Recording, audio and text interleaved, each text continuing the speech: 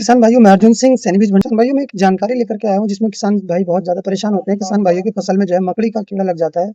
जो मकड़ी होती है वो कई प्रकार की होती है, लाल मकड़ी होती है, बड़ी सफ़ेद मकड़ी होती है, काली मकड़ी होती है। तो किसान भाई हमारे परेशान होते हैं कि ये मकड़ी अलग है, वो मकड़ी अलग है, तो उसमें क्या अलग है? तो किसान भाइयों, मैं एक ऐसी दवाई का नाम आपसे बताने वाला हूँ, जो सभी प्रकार की मकड़ी पर काम करती है। देखिए ये है ओमाइट।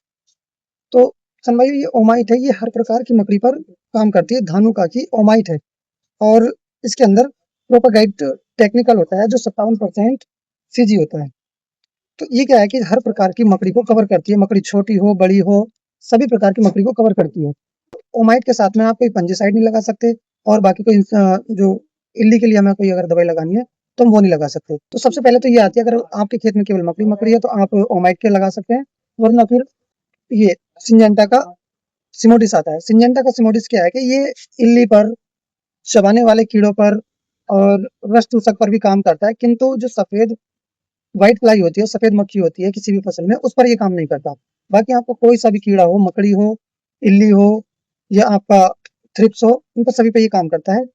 तो अगर आपके खेत में कभी मकड़ी मकड़ी दिखाई दे रही है आपको, तो आप केवल और केवल ओमाइट का स्प्रे कीजिए। लेकिन अगर आपको आपके खेत में जो है गिंडार भी है, सूंडी भी है और उसके साथ मकड़ी का भी अटैक है, तो आप सिमोडिस का प्रयोग कीजिए।